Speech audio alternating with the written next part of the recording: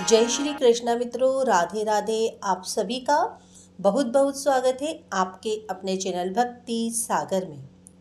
आज हम सुनेंगे दशा माता व्रत कथा। यह व्रत चैत्र माह के कृष्ण पक्ष की दशमी तिथि को किया जाता है। सुहागिन महिलाएं यह व्रत अपने घर की दशा को सुधारने के लिए करती है। इस दिन कच्चे सूत का 10 तार का डोरा, जिसमें 10 गठाने लगाते हैं, लेकर पीपल के वृक्ष की पूजा की जाती है। इस डोरे की पूजन करने के बाद कथा सुनती है। इसके बाद डोरे को गले में बांधती है।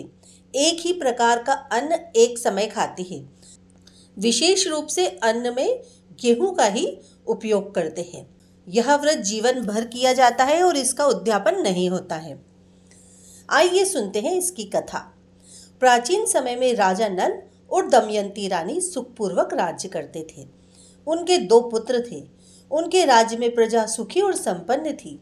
एक दिन की बात है कि उस दिन होली दशा थी।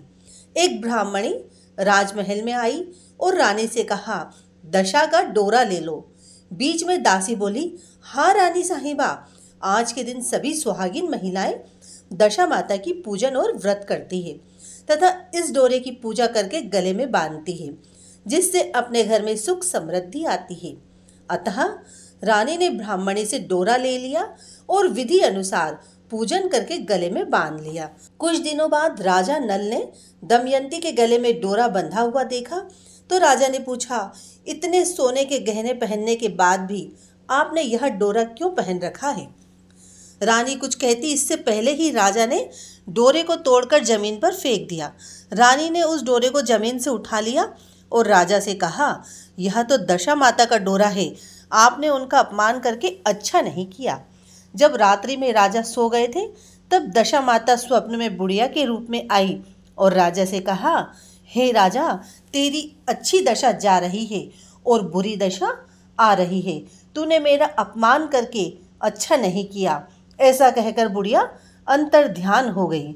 अब जैसे जैसे दिन बीतते गए वैसे वैसे कुछ ही दिनों में राजा के ठाट बाट, हाथी घोड़े, लाव लश्कर, धन धान्य, सुख शांति सब कुछ नष्ट होने लगा। अब तो भूखे मरने का समय आ गया। एक दिन राजा ने दमयंती से कहा, तुम अपने दोनों बच्चों को लेकर अपने मायके चली जाओ। रानी ने कहा, मैं आपको छोड़कर कहीं नहीं जाऊंगी। जिस प्रकार आप रहेंगे उसी प्रकार मैं भी आपके साथ रहूंगी। तब राजा ने कहा, अपने देश को छोड़कर दूसरे देश में चलें, वहां जो भी काम मिलेगा वही कर लेंगे। इस प्रकार नल दमयंती अपने देश को छोड़कर दूसरे देश चले गए। चलते चलते रास्ते में भील राजा का महल दिखाई दिया। वहां राजा ने अपने दोनों बच्चों को अमानत के रूप में छोड़ दिए। आगे चले तो रास्ते में राजा के मित्र का गांव आया। राजा ने रानी से कहा, चलो हमारे मित्र के घर चलें। मित्र के घर पहुंचने पर उनका खूब आदर सत्कार हुआ और पकवान बनाकर भोजन कराया। मित्र ने अपने शयन कक्ष में सुलाया। उसी कमरे में मोर की आकृति की खूंटी पर मित्र की पत्नी का हीरो जड़ा कीमती हार टंगा हुआ था। मध्य रात्रि में रानी की नींद खुली तो उसने देखा कि वह बेजान खूंटी हार को निगल रही है।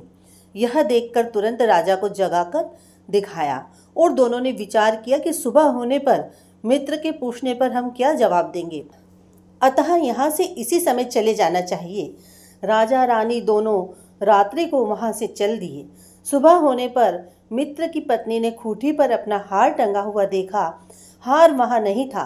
तब अपने पति से कहा, तुम्हारे मित्र कैसे हैं जो मेरा हार चुराकर रात्रि में ही भाग गए? मित्र ने अपनी पत्नी को समझाया कि मेरा मित्र कदापि ऐसा नहीं कर सकता, धीरज रखो, कृपया उसे चोर मत कहो। आगे चलने पर राजा नल की बहन का गांव आया। राजा ने बहन के घर खबर पहुंचवाई कि तुम्हारे भाई भौजाई आए हैं। खबर देने वाले से बहन ने पूछा, उनके हाल चाल कैसे हैं? वह बोला, दोनों अकेले हैं, पैदल ही आए हैं, वे दुखी हाल में हैं। इतनी बात सुनकर बहन थाली में कांदा रोटी रखकर भैया भाभी से मिलने आई। राजा ने तो अपने हिस्से का खा लिया, परंतु रानी ने जमीन में गाड़ दिया। चलते चलते एक नदी मिली।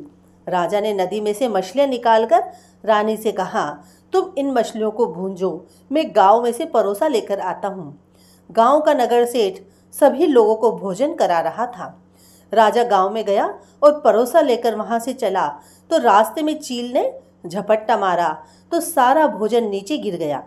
राजा ने सोचा कि रानी विचार करेगी कि राजा तो भोजन करके आ गया और मेरे लिए कुछ भी नहीं लाया। उधर रानी मछलियां भूंजने लगी तो दुर्भाग्य से सभी मछलियां जीवित होकर नदी में चली गई। रानी उदास होकर सोचने लगी कि राजा पूछेंगे और सोचेंगे कि सारी मछलियां रानी ने खुद ही खा ली। जब राजा आए तो मन ही मन समझ गए और वहां से आगे चल दिए। चलते चलते रानी के मायके का गांव आया। राजा ने कहा, तुम अपने मायके चली जाओ, वहां दासी का कोई ना कोई काम कर लेना, मैं इसी गांव में कहीं नौकर हो जाऊंगा। इस प्रकार रानी महल में दासी का काम करने लगी और राजा तेली के घाने पर काम करने लगा। दोनों को काम करते हुए बहुत दिन हो गए। जब होली दशा का दिन आया तब सभी रानियों ने सिर धोकर स्नान किया। दासी ने भी स्नान किया। दासी ने रानियों का सिर गूथा तो राजमाता ने कहा, मैं भी तेरा सिर गूथ दूं। ऐसा कहकर राजमाता जब दासी का सिर गूथ रही थी तब उन्होंने दासी के सिर में पद्म देखा। यह देखकर राजमाता की आंखें भर आई और उनकी आंखों में से आंसू की कुछ बूंदें गिरी। आंसू जब दासी की पीठ पर गिरे तो दासी ने पूछा, आप क्यों रो रही हैं राजमाता? राजमाता ने कहा, तेरे जैसी मेरी भी बेटी है जिसके सिर में भी पद्म था, तेरे सिर में भी पद्म है। यह देखकर मुझे उसकी याद आ गई। तब दासी ने कहा, मैं ही आपकी बेटी हूँ। दशा माता के कोप से मेरे बुरे दिन चल रहे हैं, इसलिए यहाँ चली आई। माता ने कहा, बेटी तूने यह बात हमसे क्यों छिपाई? दासी ने कहा, माँ मैं सब कुछ बता देती तो मेरे बुरे दिन नहीं कटते। आज मैं दशा माता का व्रत करूँगी तथा उनसे गलती के लिए क्षमा प्रार्थना करूँगी। अब तो राजमाता ने बेटी से पूछा, हमारे जमाई राजा कहाँ हैं? बेटी बोली, वे इसी गांव में किसी तेली के घर काम कर रहे हैं। अब गांव में उनकी खोज कराई गई। उन्हें महल में लेकर आए। जमाई राजा को स्नान कराया, नए वस्त्र पहनाए और पकवान बनवाकर उन्हें भोजन कराया। अब दशा माता के आशीर्वाद से राजा नल और दमयंती के अच्छे दिन लौट आए। कुछ दिन वहीं बिताने के बाद अपने राज्य जाने को कहा।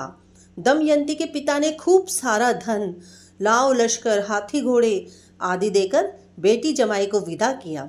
रास्ते में वही जगह आई जहां रानी ने मछलियों को भुना था और राजा के हाथ से चील के झपट्टा मारने से भोजन जमीन पर गिर गया था।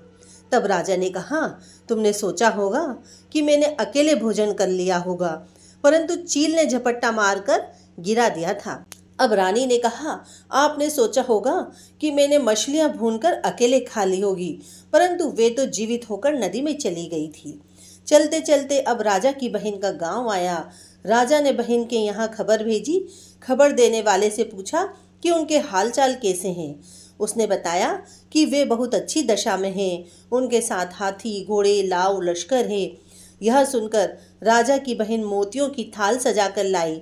तभी दमयंती ने धरती माता से प्रार्थना की और कहा, माँ आज मेरी अमानत मुझे वापस दे दो। यह कहकर उस जगह को खोदा जहाँ कांदा रोटी गाड़ दिया था। खोदने पर रोटी तो सोने की और कांदा चांदी का हो गया। ये दोनों चीजें बहन की थाली में डाल दी और आगे चलने की तैयारी करने लगे। वहां से चलकर राजा अपने मित्र के घर पहुंचे। मित्र ने उनका पहले के समान ही आदर सत्कार और सम्मान किया। रात्रि विश्राम के लिए उन्हें उसी शयन कक्ष में सुलाया। मोड़ने वाली खूंटी के हार निगल जाने वाली बात से नींद नहीं आई। आधी रात के समय वही मोड़ने वाली खूंटी हार को उगलने लगी तो राजा ने अपने मित्र को जगाया तथा रानी ने मित्र की पत्नी को जगाकर दिखाया। आपका हार तो इसने निगल लिया था। आपने सोचा होगा कि हार हमने चुराया होगा। दूसरे दिन प्रातः काल नित्य कर्म से निपटकर वहां से चल दिए। भील राजा के यहाँ पहुँचे और अपने पुत्रों को मांगा तो भील राजा ने देने से मना कर दिया। गांव के लोगों ने उन बच्चों को वापस दिलाया। नल दमयंती अपने बच्चों को लेकर अपनी राजधानी के निकट पहुँचे तो नगर वासियों ने लाव लश्कर के साथ उन्हें आते हुए देखा। सभी ने बहुत प्रसन्न होकर उनका स्वागत किया और गाजे बाजे के साथ उन्हें महल में पहुंचाया। राजा का पहले जैसा ठाट बाट हो गया। राजा नल दमयंती पर दशा माता ने पहले कोप किया, ऐसा किसी पर मत करना, और बाद में जैसी कृपा करी वैसी सभी पर करना। बोलो दशा माता की जय।